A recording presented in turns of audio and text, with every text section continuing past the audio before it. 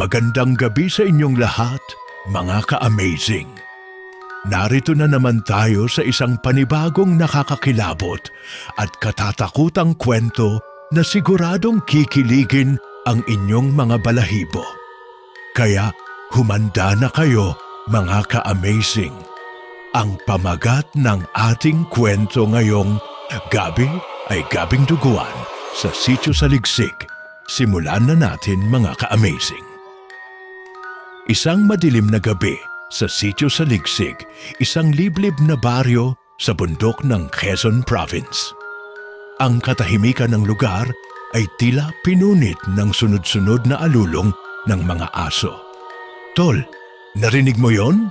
tanong ni Jomar habang tinatakpan ng bintana ng kanilang kubo. "Oo, kanina pa yan. Parang may umaaligid na hayop," sagot ni Lando habang hawak ang kalawanging itak ng kanyang ama. Sa kabilang dako, sa bahay ng matandang albularyong si Mang Temyong, nagdadasal siya habang pinapahid ang langis sa mga sugat ng bangkay na lalaki na kakadating lang mula sa kagubatan. "Bakit di mo sinabi agad na may patay na naman? Ilan na ba ito ngayong buwan?" tanong ni Kapitana Deli habang nagtatakip ng ilong dahil sa amoy ng bangkay. "Panglima na to, Kapitana. At pare-pareho ang sugat. Punit ang tiyan, wala ang atay, at tuyo ang dugo." Nagkatinginan ang lahat nang naroon sina Mang Temyong, Kapitana Deli, Lando, Jomar at si Andeng, ang anak ni Kapitana na palaging nagbibisikleta sa paligid para maghatid ng balita. "Hindi kaya. May aswang sa atin, inay." Mahina pero nanginginig ang boses ni Andeng. "Walang aswang. Tigilan niyo nga yung pananakot sa isa't isa." Sigaw ni Kapitana, pero kita sa mga mata niya ang takot. Kinagabihan, napansin ni Aling Viring, isang tindera ng gulay sa palengke, na parang may sumusunod sa kanya habang pauwi. "Kung sino ka man, huwag kang magbiro, ha?" sigaw niya habang binibilisan ang lakad. Biglang may aninong dumaan sa likod niya. Tumigil siya. Nanginginig ang tuhod niya. "Sino ka?" sigaw niya, ngunit ang tanging sagot ay ang kaluskos ng dahon at malalim na paghinga mula sa dilim. Ilang saglit lang ay sumigaw siya ng ubod lakas. "Huwag! Huwag! Ah!" Kinabukasan, nakita siyang patay sa tabing ilog. Halos wala ng lamang loob. Nakanganga at nanlalaki ang mga mata. Pati si Aling Viring, "Diyos ko," bulong ni Lando habang nakatitig sa bangkay. "May aswang nga. Hindi ito gawa ng tao," singit ni Jomar. "Alam ko na kung kanino tayo hihingi ng tulong," sabi ni Mang Temyong. "May isang matandang babae sa kabilang sitio, si Lola Salve. Matagal na siyang hindi lumalabas pero marami siyang alam." Pagdating nila kina Lola Salve, sarado ang bahay. Katok sila ng katok. "Lola Salve! Lola!" Biglang bumukas ang maliit na siwang ng pinto. "Anong kailangan niyo?" "May aswang po. Kailangan po namin ng tulong," sagot ni Andeng. "Hindi niyo siya matatalo sa dasal lang," bulong ni Lola Salve. "Isa siya sa mga taga rito. Pero hindi niyo pa siya kilala. Kahit ako, di ko kayang banggitin ang pangalan niya sa dilim." Sa loob ng gabing yon, isa na namang bangkay ang nadagdag. Isang batang nagtitinda ng balot. "Hindi na tayo ligtas. Isa-isa na tayong kinukuha," bulong ni Jomar. Hindi nila alam may isang lalaki na nakamasid sa kanila mula sa malayo. Sa ilalim ng hood, aninag ang mga mapupulang mata at ngisi habang pinupunasan ang patak ng dugo sa gilid ng bibig niya. "Tara, na bago pa dumilim ulit, yaya ni Lando kay Jomar habang pasan nila ang katawan ng batang nagtitinda ng balot. Hindi na to pwedeng palampasin. Kung hindi tayo gagalaw, baka tayo na ang sunod, sagot ni Jomar. Nanginginig man ang kamay, ay hawak-hawak pa rin ang kutsilyong kinakalawang. Habang nililibing nila ang bata sa likod ng kapilya, dumating si Aling Nida, ang tsismosa ng baryo. Habol ang hininga. May nakita ako! May nakita ako kanina bago mamatay si Junjun. Sigaw niya, naglapitan agad ang mga tao. Sino? Tanong ni Kapitana Deli. Isang lalaki, matangkad payat, madalas nagkukubli sa likod ng punong mangga. Sa dulo ng ilog, noon ko pa siya napapansin. Hindi siya taga rito. Sigurado ka bang hindi lang tambay yon? Hindi! Kahit tanghaling tapat, nangingitim ang balat niya. Parang palaging basa ng pawis. At ang mga mata, Diyos ko, pulang-pula. Doon kami pupunta, sabi ni Lando. Ngayon na, hindi tayo basta-basta pwedeng sumugod. Abiso ni Mang Temyong. Kung siya nga ang aswang, kailangan handa tayo. May paraan akong alam. Naglakad silang anim. Si Lando, Jomar, Andeng Kapitana, Mang Temyong at Aling Nida. May dala silang bawang, asin, kutsilyo, itak at mga sulo. Pagdating nila sa puno ng mangga, katahimikan. Mukhang wala na siya dito, bulong ni Andeng. Pero biglang bumagsak mula sa itaas ang isang bagay. Duguan, ulo ng kambing, sumigaw si Aling Nida. Diyos ko po, biglang bumagsak mula sa itaas ang isang nilalang. Hubad ang itaas na katawan, duguan ng mga kamay, may nakabigting piraso ng laman sa bibig. Lintek, sigaw ni Lando habang pinukpok ang nilalang gamit ang sulo. Nagpaikot-ikot. Ito, mabilis, halos hindi makita ng mata. Tinamaan si Mang Temyong sa dibdib at tumilapon. Temyong! Sigaw ni Kapitana. Pinagtulong-tulungan nila ang nilalang. Tinaga ni Jomar sa balikat, pinukpok ng sulo ni Lando sa mukha. Nagliyab ito ng bahagya pero mabilis na tumakbo paakyat sa bundok. Hindi pa iyan tapos, bulong ni Lando. Sinadya niyang wag tayong patayin, parang may gusto siyang iparamdam. Kinabukasan, hindi na nakalabas si Mang Temyong.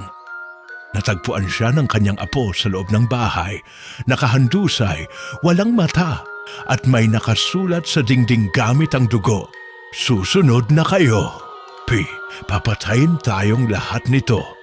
Bulong ni Andeng habang nanginginig at halos hindi na makalakad.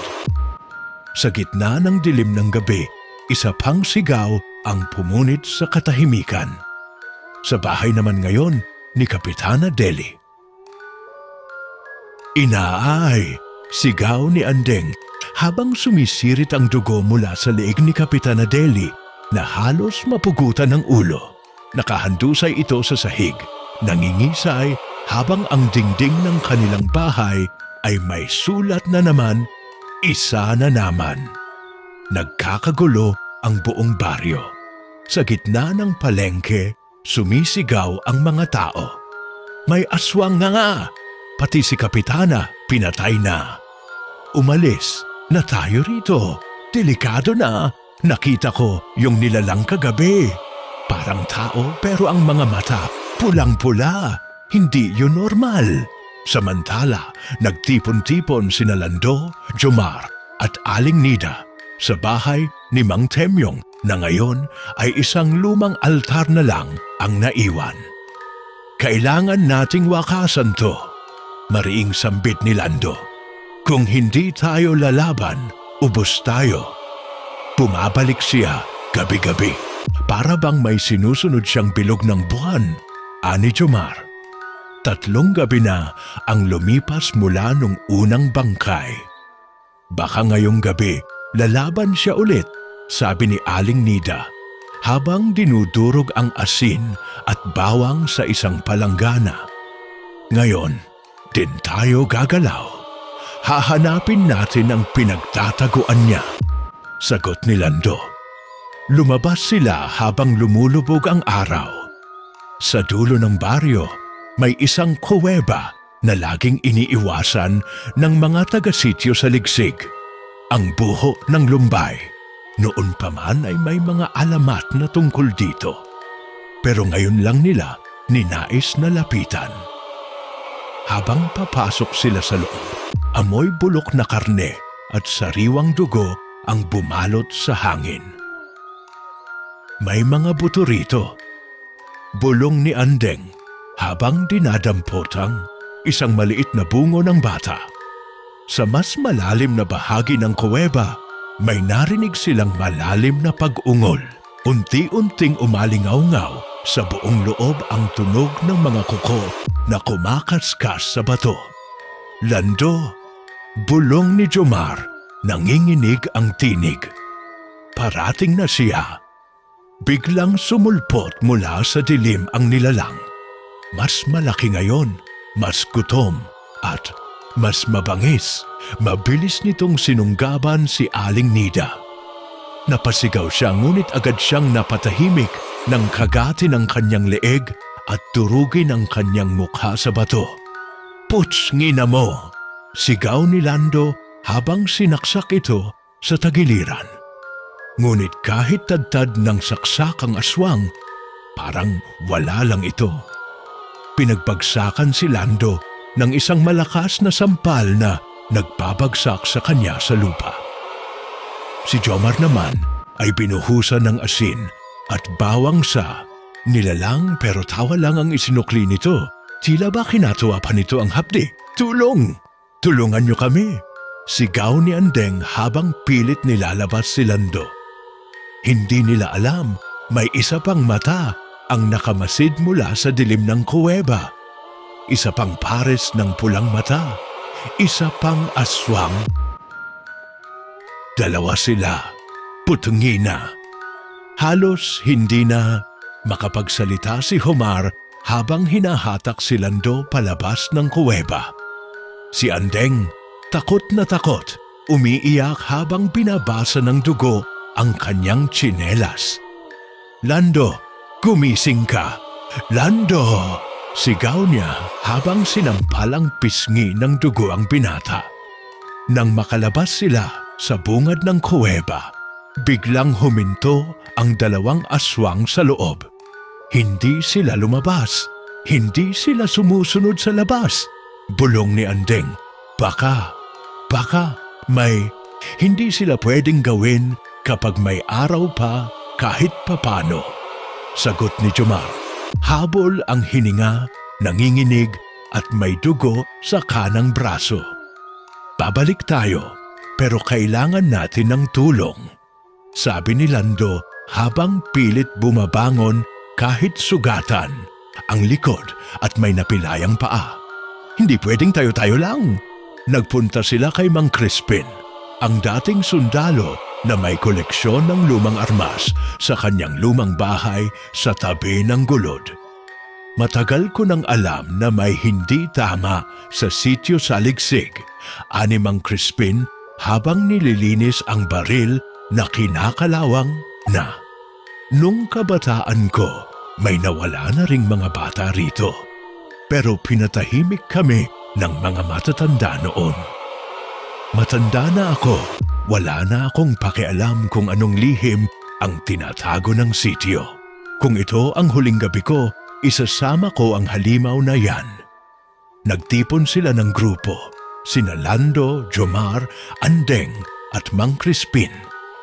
Naisama rin si Benjo, ang 15 anyos na tahimik lang palagi, pero laging may dalang tirador at kutsilyong bulsa. Ngayon, tayo papasok. Ngayong gabing ito, bulong ni Lando habang pinapasa ang mga natirang asin at bawang sa grupo. Paano kung hindi natin kayanin? Tanong ni Andeng habang hawak ang bote ng gas pangsindi. Mas mahirap mabuhay sa takot. Mas mabuting mamatay ng lumalaban, sagot ni Mang Crispin. Pagpasok nila sa kuweba, may mas mabahong amoy kaysa kanina. Baho ng nasusunog na laman, halo sa amoy ng dugo at panis na laway. Dahan-dahan silang naglakad sa madilim na daan. Ang mga sulo nila'y nanginginig sa hangin. Sa dulo ng kuweba, isang altar na gawa sa buto. May mga nakasabit na bangkay ng hayop at sa gitna ay isang bata, buhay. Si Tonton, anak ni Aling Digna, sigaw ni Jomar. Pero bago pa siya makalapit, lumitaw ang dalawang aswang mula sa itaas ng kuweba. Nakalambitin sa kisame na parang mga paniki. Ang isa, mas malaki na ngayon at parang walang balat ang kalahati ng mukha. Ang isa babae, may mahabang buhok, mapurol na ngipin, pero punong-puno ng dugo ang bibig. Kayong lahat ay pagkain lang. Bulong ng babaeng aswang. Biglang binunot ni Mang Crispin ang baril at pinaputukan ng isa. Tumama, pero hindi ito napatumba. Sumugod si Benjo at binagsakan ng bote ng gas ang babaeng aswang sabay sindi ng sulo. Nagliyab ito habang humihiyaw, pero bago pa siya makalayo, nahablot ang kanyang braso at pinali ito sa harap mismo ng mga mata ni Andeng. Benjo! Putukan mo pa, tuloy-tuloy! Sigaw ni Lando kay Mang Crispin. Pero huli na. Sa isang iglap, tinamaan ng matalim na kuko si Mang Crispin sa leeg. Umagos ang dugo. Ang natira na lang ay sina Lando, Jomar, Andeng at ang batang si Tonton na nakagapos sa altar. Sa gitna ng kaguluhan, napansin ni Lando na may malalaking uling sa paligid ng altar. Tila may ibig sabihin, teka, ito ang pugad nila. Dito sila humihimlay. Kung masusunog natin to, baka mawala sila. Isa lang ang problema, bulong ni Jomar. Kung sisindihan natin to, baka hindi na tayo makalabas ng buhay. Jomar, sindihan mo na, bulong ni Lando habang hawak-hawak ang katawan ni Benjo na wala ng malay. Sigurado ka?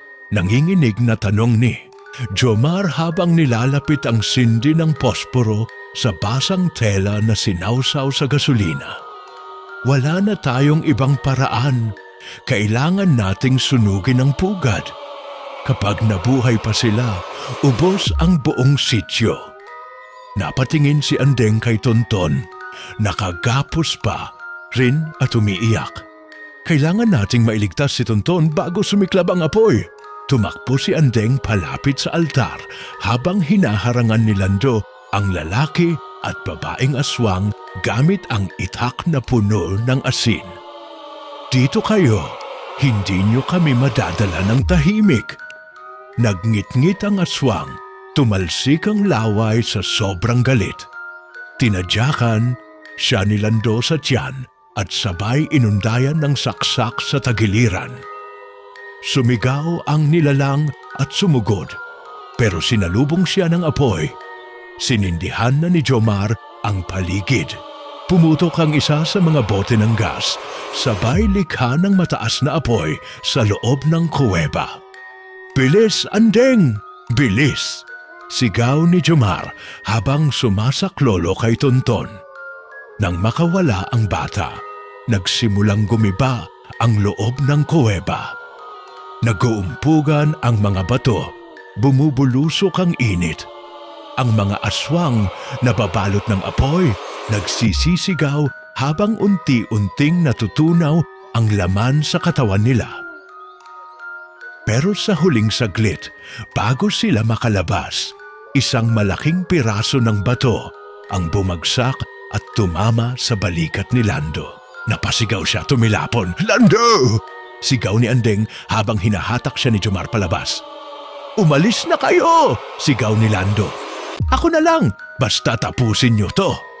Hindi kita iiwan. Iyak ni Andeng habang pilit binubuhat si Lando. Ngunit wala na silang oras.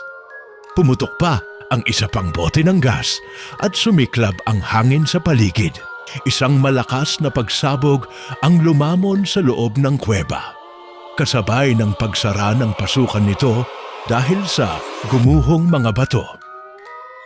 Kinabukasan, tahimik ang sitio Saligsig Tanchuk sunog ang kalahati ng bundok. Pero wala nang nararamdaman na kakaiba. Wala na ring bangkay na nawawala, wala nang sigaw sa gabi. Naglakad si Jomar, may pilay, habang buhat ni Andeng si Tonton. Sa likod nila, dala-dala ng isang kariton ang katawan ni Lando, balot ng kumot. Nilibing nila ito sa tabi ng kapilya, sa ilalim ng punong balete. Maraming salamat, Lando. Bulong ni Andeng, luha ang nakatingin sa puntod. Dahil sa iyo, ligtas na kami sa di kalayuan habang papalubog ang araw. May lumalakad na anino. Pulang-pula ang mata, may dugo ang sugat sa mukha at halos kalansay na ang katawan. Hindi pa pala tapos ang gabi sa sitio Saligsig. 5 gabi matapos ang pagguho ng kuweba, nagsimulang muling manahimik ang sitio Saligsig. Wala nang bagong biktima at unti-unting bumalik sa normal ang mga tao. Pero si Andeng hindi mapakali. Hindi ko alam, Jomar. Parang may mali, sambit niya habang binabantayan si Tonton na matamlay at hindi na kumakain. Baka trauma lang. Bata pa yan. Baka nabigla lang sa lahat, sagot ni Jomar habang nakasandal sa poste ng kanilang bahay. Ngunit nang sumapit ang ika-6 na gabi, may sumigaw sa gitna ng sityo. Tulong! Anak ko! Nagmamadaling lumabas sina Andeng at Jomar. Si Aling Minda, tuguan at halos di na makalakad, pit-pit ang wala ng buhay na anak. Si Jepoy, 11 taong gulang, nilaslas ang leeg at gutay-gutay ang tiyan. Bumalik na naman, hindi pa. Tapos, pulong ni Jomar habang kumakabog ang dibdib. Kinaumagahan, nag-ikot-ikot si Jomar sa paligid ng lugar kung saan nakita si Jepoy. Sa tabi ng ilog, may nakita siyang bakas, mga yapak na hindi normal. Mas malalaki kaysa sa tao at paiba-iba ang hugis. Sa dulo ng bakas, isang punit ng tela na may dugo at amoy na hindi maipaliwanag. Pagbalik niya sa bahay ni Andeng, nakita niyang si Tonton. Nakaupo sa madilim na sulok ng silid. Tonton, ayos ka lang? Tanong niya habang papalapit. Hindi gumalaw ang bata. Nanginginig si Jomar, inilapit ang gasera para makita ng malinaw ang mukha ni Tonton puti ang mga mata. At sa gilid ng bibig niya, may tuyong dugo. Tonton, bulong ni Jomar, bigla siyang nilundag ng bata. Napaigtad siya, nabagsak ang gasera at nagliyab ang sahig. Andeng! Si Tonton! Hindi na siya tao! Dumating si Andeng at nahagip ang eksena. Si Jomar nakikipagpuno kay Tonton na halos hindi na mukha ng bata ang anyo. Lumaki ang ngipin, naging matulis at ang balat sa leeg ay tila nagbibiyak. Hindi nila alam, sa gabi ng pagsabog ng kuweba, may kagat na nakuha si Tonton. Maliit lang, pero sapat para ipasa ang sumpa. Lumabas ka, Jomar! Ako na dito! Sigaw ni Andeng habang tinapunan ng asin ang nilalang na si Tonton. Nagliyab ang balat nito at nagsisigaw sa sakit. Pero mas lalo lang itong nagwala. Tumakbo ito paakyat sa bubungan at biglang nawala sa dilim. Mula noon, gabi-gabi may naririnig na naglalakad sa bubong ng mga bahay. May kumakaluskos, may umaatungal, at isa-isa na namang naglalaho ang mga bata. Nagbabalik ang takot sa sitio sa Aligsig at ngayong may bago ng nilalang na dala ang sumpa, hindi na ito isang aswang lang. Ito ay isa ng lahi. Isang linggo, mula nang maglaho si Tonton sa kanilang mga mata, ang sitio sa Ligsig ay naging tahimik sa ibabaw. Pero ang takot ay patuloy na gumugol sa mga kaluluwa ng mga nakatira dito. Kakaibang pakiramdam ang bumabalot sa buong baryo. Parang may matinding panganib na patuloy na gumagapang. Bawat gabi, mas maraming batang nawawala. Walang nakakita sa kanila at walang anumang bakas ng pagkawawala. Parang ang lahat ng ito ay tinatangay ng hangin. Hanggang isang gabing si Andeng, "Jomar, gising!" Sigaw ni Andeng habang tinutok ang lantern sa kutitap ng gabi. "Kailangan nating hanapin si Tonton." Nakita ko siya sa likod ng simbahan. Tumayo si Jomar at nagmamadaling kumuha ng armas.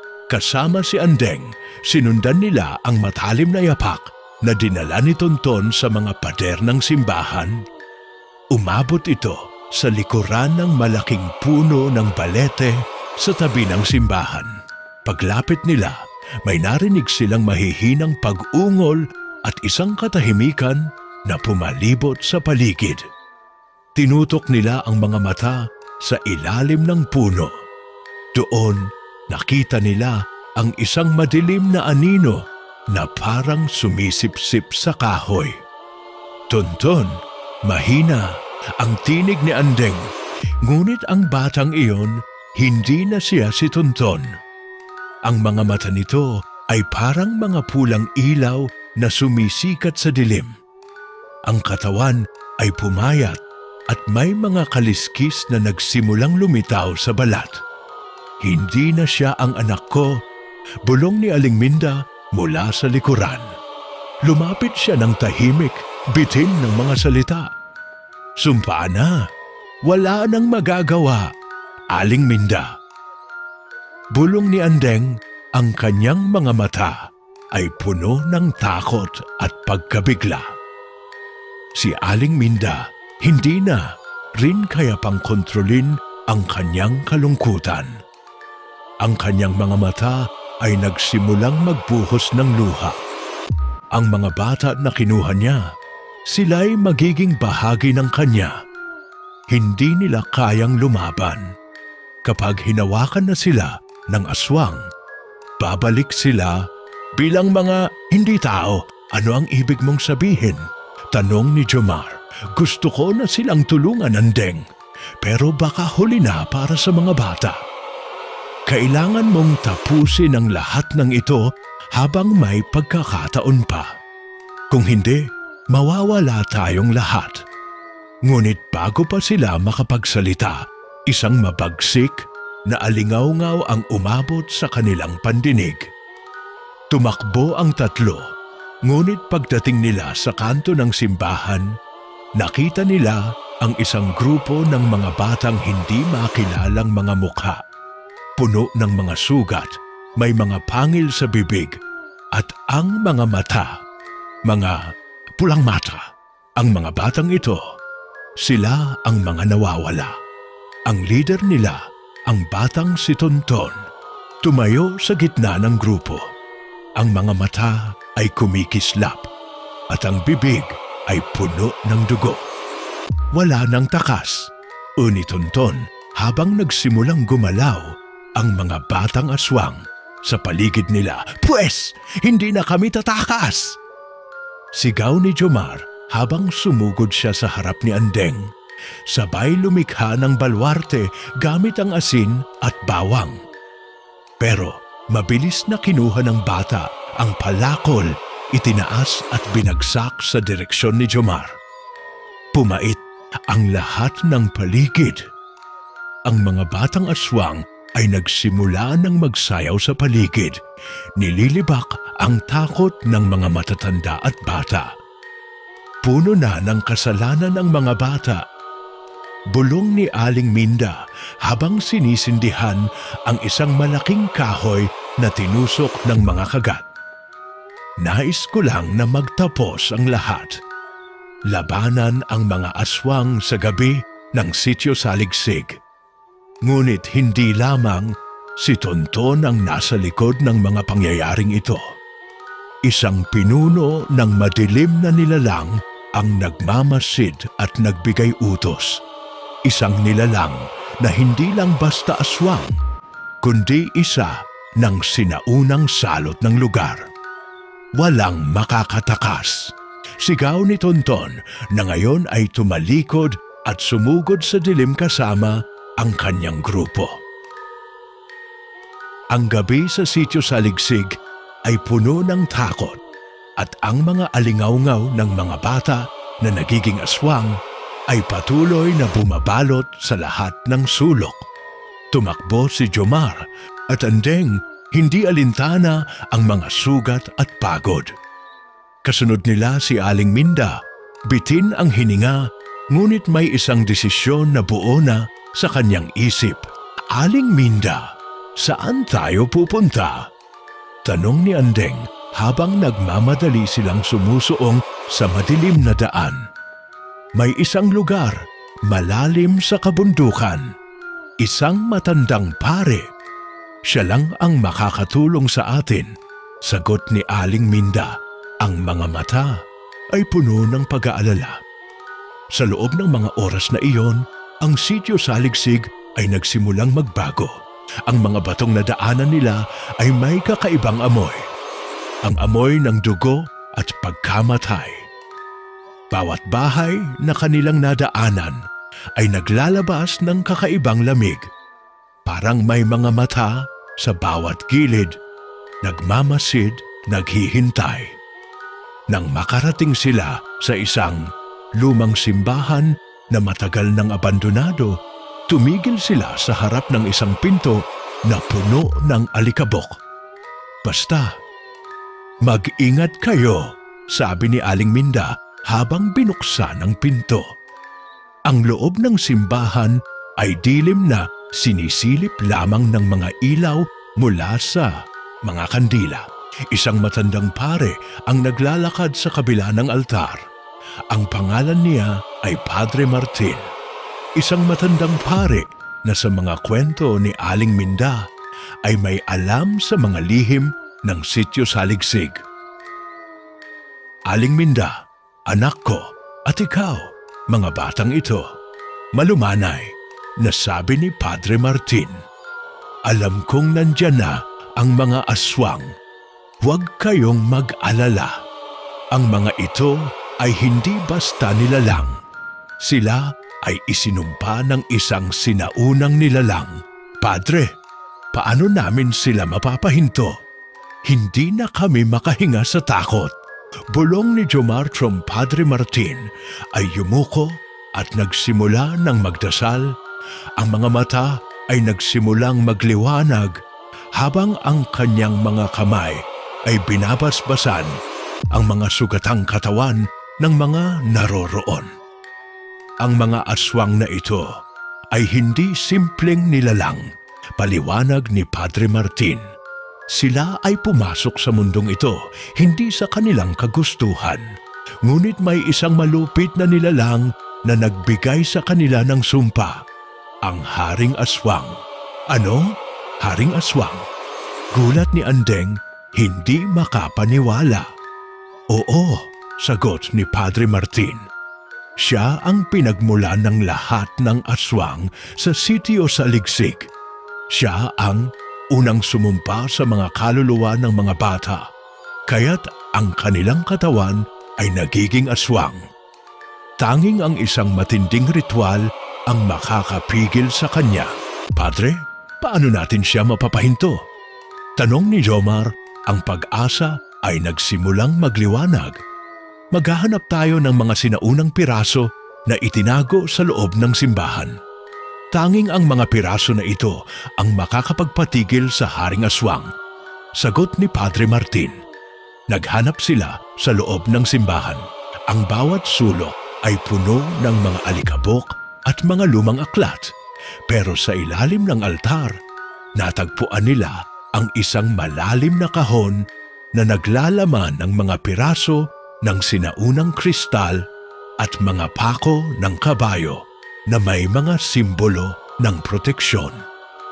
Ang mga ito ang magiging susi sa kanilang paglaban sa Haring Aswang. Padre, paano namin ito gagamitin? Tanong ni Andeng. Babasbasan natin ang mga piraso at itatakda ang mga simbolo sa paligid ng lugar. Kapag nagawa natin ito, magsisimula ang tunay na labanan. Sagot ni Padre Martin. Ngunit habang abala sila sa paghahanda, ang mga aswang ay nagsimulang magtipon sa labas ng simbahan. Ang mga mata ni Tonton at ng kanyang mga kasamahan ay kumikislap mula sa madilim na sulok ng kagubatan. Ang oras ay lumilipas at ang takot ay sumasakal sa kanilang mga dibdib. Hindi na tayo makalabas ng buhay. Hindi na kami makalaban. Bulong ni Aling Minda, ang kanyang mata ay puno ng panghihinayang. Ang mga bata, pinalitan na ng aswang. Huwag kayong mag-alala, sabi ni Padre Martin. Ang Diyos ay hindi pababayaan ang mga nagtatanggol sa kabutihan. Ngunit habang nagdasal sila, ang simbahan ay nayanig ng malalakas na tunog. Parang may mabibigat na paa na tumatakbo sa paligid. Ang pinto ng simbahan ay muling bumangga at sa likuran ng dilim ay sumik ang isang matalim na liwanag. Ang Haring Aswang ay dumating. Ang mga pader ng simbahan ay kumalag, sumabog ang hangin sa paligid. Habang ang matinding alingawngaw ay patuloy na gumugulo sa kanilang mga pandinig, isang matalim na hiyaw ang nagmula sa likod ng simbahan. Wala kayong takas, boses ng isang lalaki, mabigat at malalim, puno ng puot. At sa likod ng dilim, mula sa isang malaking anino, isang matangkad na nilalang ang sumulpot. Ang mukha ng Haring Aswang ay matalim at puno ng galit. Ang mga mata nito, kumikislap ng pula at dilaw, ay nagpapakita ng hindi maipaliwanag na puwersa ng galit at kasamaan. Siya na ang Haring Aswang. Bulong ni Aling Minda habang ang kanyang mga mata ay nagiging maluha-luha sa takot. Walang makakaligtas mula sa kanya, dugtong ni Padre Martin. Ang kanyang mga kamay ay naglalabas ng liwanag mula sa mga piraso ng kristal na natagpuan nila. Ngunit kahit ang liwanag mula sa mga piraso ay tila hindi kayang itaboy ang nakakatakot na nilalang na tumayo sa kanilang harapan. Ang Haring Aswang ay humakbang. Ang kanyang mga paa ay parang mga malalaking pangil na tumutusok sa lupa at sa bawat hakbang naglalabas ng amoy ng dugong nakapanghihilakbot. Maghanda kayong lahat, sigaw ni Padre Martin. Binuksan niya ang isang sinaunang aklat at nagdasal ng taimtim. Sa ngalan ng Diyos, gamitin natin ang mga piraso upang iligtas ang ating mga kaluluwa. Ang Haring Aswang ay tumaas ang mga kamay. Ang mga kuko ay kumislap at parang may isang puwersa na gustong itaboy sila. Ang mga mata ni Tonton at ng ibang mga aswang na kasama ng hari ay kumikislap. Ang kanilang katawan ay nagbago ng anyo. Tila muling nagbabalik sa kanilang orihinal na aswang na anyo. Ang kanilang mga mata ay nagningning sa dilim at ang mga pangil ay malalakas at matalim. Ang inyong oras ay tapos na, sabi ng Haring Aswang. Ang kanyang bibig ay puno ng itim na laway at mga pangil. Wala na kayong magagawa pa. Ngunit hindi nila iniiwasang magpatuloy. Si Padre Martin ay nagpatuloy sa kanyang dasal at si Jomar ay nagtakda ng mga pako ng kabayo sa paligid ng simbahan, habang si Andeng ay nagsimulang magtawid ng asin at bawang sa paligid ng pader. Ang mga piraso ng kristal ay inilagay sa mga sulok ng simbahan. Ang mga simbolo ay nagsimulang magningning. "Hindi ka makakalabas ng buhay, Haring Aswang!" Sigaw ni Andeng. Ang Haring Aswang ay sumabog sa galit. Ang kanyang katawan ay dumami. Nagkakaroon ng maraming anyo at lihim na anyo na tila lumilipad sa dilim. Nanginginig ang mga puno at mga halamang nakapaligid sa simbahan. "Walang sino man ang pwedeng tumalo sa akin!" Patuloy niyang sigaw habang ang mga aswang na kasamahan niya ay tumakbo patungo sa simbahan. "Patunayan natin na mali siya!" Sigaw ni Jomar, at sabay silang humarap kay Padre Martin at nagsimulang magdasal ng sama-sama. Ngunit habang sila ay nagsasama-sama ng lakas, ang Haring Aswang ay muling lumapit at nagbigay ng malupit na hampas sa pader. Isang malupit na tunog ang sumabog sa kanilang harapan. Ang pader ng simbahan ay nabiyak sa lakas at ang mga piraso ng kristal ay nagdilim. Si Padre Martin ay nahulog at ang mga pako ng kabayo na inilagay nila ay nabasag. "Wala nang magagawa," bulong ni Andeng. "Patay na tayo." Ngunit hindi pa tapos ang laban. Habang ang Haring Aswang ay nagpapakita ng mga pangil, isang mahina at kumikislap na ilaw ang biglang sumik mula sa isang likurang bahagi ng simbahan. Isang matandang itsura ni Tonton, ang batang dati nilang nakilala, ay lumabas mula sa dilim. Ang kanyang mga mata ay puno ng pighati, ngunit may liwanag sa mga mata. Ang kanyang katawan ay kumikinang ng maliliit na ilaw, parang isang proteksyon na galing sa langit. "Hindi ko kayo pababayaan," sabi ni Tonton, habang ang kanyang katawan ay nagsimulang magbago. "Babalik ako para tapusin ito." Ang dilim sa simbahan ay tila naglaho ng bahagya nang lumitaw si Tonton. Ang kanyang katawan ay kumikislap ng ilaw. Ang mga mata ay puno ng kalungkutan at galit, ngunit may halong liwanag na tila nagmumula sa kanyang kaluluwa. Hindi na siya ang batang Tonton na unang nakita nila. Isang bagong anyo na puno ng pagnanais na wakasan ang sumpa ng sityo Saligsig.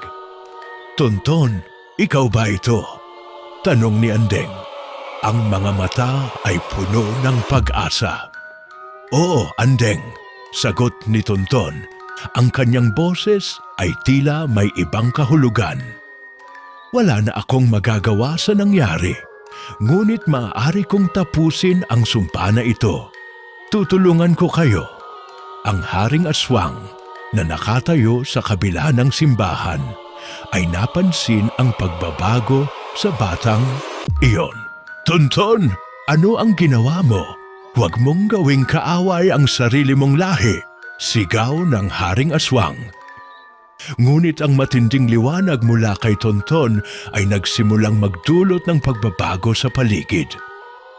Ang mga mata ng mga aswang na kasama ng Haring Aswang ay nagdilim at ang kanilang mga katawan ay nagsimulang mag-warp. Parang may kapangyarihan ng liwanag na sumusugat sa kanilang mga kaluluwa. "Hindi na ako bahagi ng inyo, Haring Aswang. Hindi ko kayang makita ang pagkawasak ng mga kaluluwa ng mga bata. Tinutulungan ko ang mga naghirap, ang mga nawawala," sagot ni Tonton. Ang kanyang Boses ay puno ng determinasyon. Ang haring aswang ay nagsimulang magngisi. Ang kanyang bibig ay umaabot sa kanyang tainga. Akala mo ba kaya mong labanan ako? Ang aking katawan ay walang kamatayan. Walang magtatagumpay laban sa akin. Ang matinding sigaw ni Haring Aswang ay parang dagundong ng kalikasan. At ang mga aswang na nakapaligid ay sumugod sa direksyon ni Tonton. Ngunit si Tonton ay hindi natakot. Habang ang kanyang katawan ay patuloy na kumikislap, naglabas siya ng liwanag mula sa kanyang mga kamay at ang bawat aswang na sumubok lumapit ay natamaan ng matalim na sinag. Naglalabas ng isang tunog na parang pagputok ng tinabas na kahoy. Walang makakaligtas! Sigaw ni Haring Aswang. Ang kanyang mga kamay ay naging pangil. At sa isang mabilis na galaw, binagsak niya ang mga ito sa direksyon ni Tonton. Ngunit si Tonton ay mabilis na kumilos. Sumabog ang mga piraso ng asin at bawang na itinapon nila sa paligid ng simbahan. Ang mga pako ng kabayo na itinanim nila sa bawat sulok ay naging makapangyarihan, nagbigay ng liwanag na parang araw.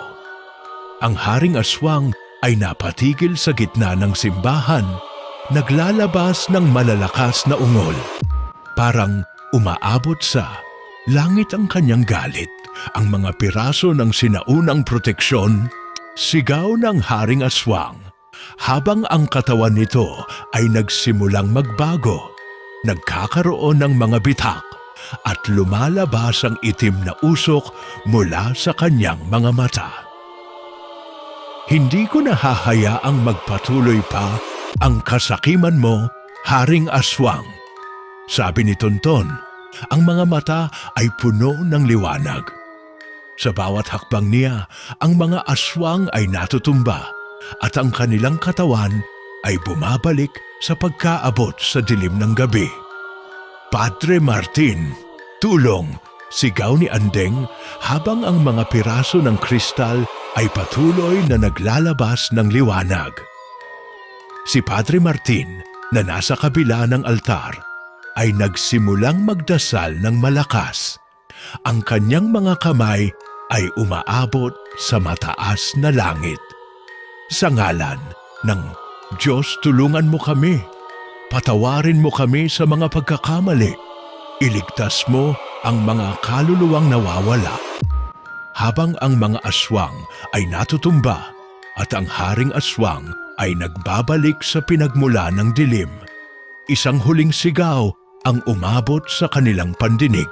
Ang katawan ng Haring Aswang ay naglaho sa dilim, sumabog sa hangin, at ang simbahan ay nagliwanag sa isang napakaliwanag na ilaw. Ang mga piraso ng sinaunang kristal ay nagbabalik sa kanilang orihinal na anyo, at ang kalikasan ay nagsimulang humupa. Si Tonton ay tumayo. Ang kanyang katawan ay nagsimulang maglaho. Unti-unting nagiging alikabok ng hangin. Ngunit bago siya ganap na mawala, tinitigan niya si Andeng at Jomar. Ang kanyang mga mata ay puno ng pagpapatawad. Patawarin niyo ako, bulong ni Tonton bago siya tuluyang naglaho sa hangin. Ang mga aswang na nagdulot ng matinding takot sa sitio sa Aligsig ay naglaho na. Ang simbahan na puno ng dilim ay muling sumik sa liwanag ng araw. Ang mga piraso ng sinaunang kristal ay bumalik sa kanilang orihinal na anyo, at ang mga pako ng kabayo ay nagbabalik sa kanilang kapangyarihan. Ang mga kaluluwa ng mga nawawala, pati na rin si Tonton, ay nagtulungan upang itama ang mali at magbigay ng kapayapaan sa kanilang bayan. Si Padre Martin ay tumayo sa altar. Pinagmamasdan ang mga sugatang kaluluwa na unti-unting gumaling. Ang mga tao sa sitio Saligsig ay nagsimulang magbalik. Ngunit ang kanilang mga puso ay puno na ng bagong pag-asa. Hindi na sila natatakot sa gabi dahil alam nilang sa hirap at takot ay may mga taong handang magsakripisyo para sa kabutihan. Huling laban ay natapos na, sabi ni Aling Minda habang pinapahid ang mga luha sa kanyang mata. Ngunit ang mga kaluluwang nawawala ay nagbalik sa atin at ang mga aswang ay wala na. Si Homar at Andeng ay nagpasalamat kay Padre Martin at sa mga kaluluwa na nagsakripisyo para sa kanila.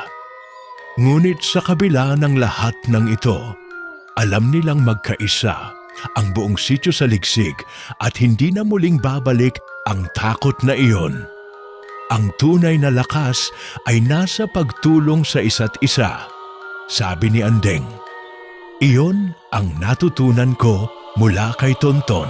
Kahit gaano kahirap, hindi tayo dapat mawalan ng pag-asa. Sagot ni Jomar, habang ang mga mata ay nagsisilbing gabay sa kanilang mga susunod na hakbang.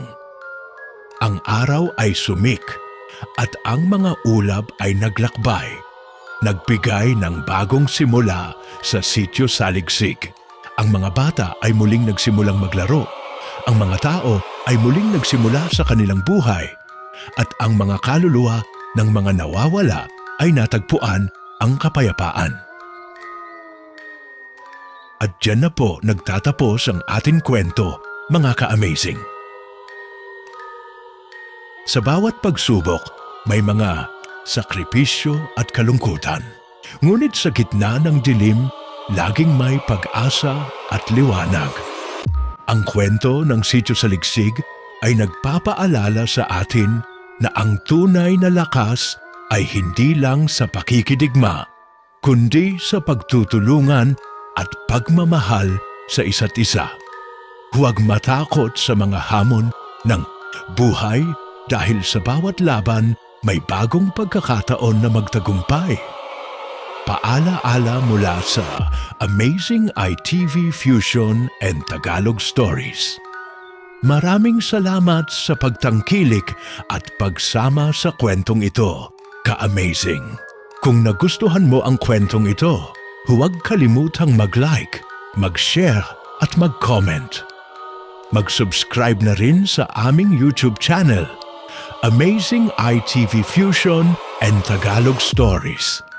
At mag-follow sa aming TikTok account, Amazing ITV Fusion, para sa mga bagong kwento at kasamahan sa mga nakakakilabot na adventure.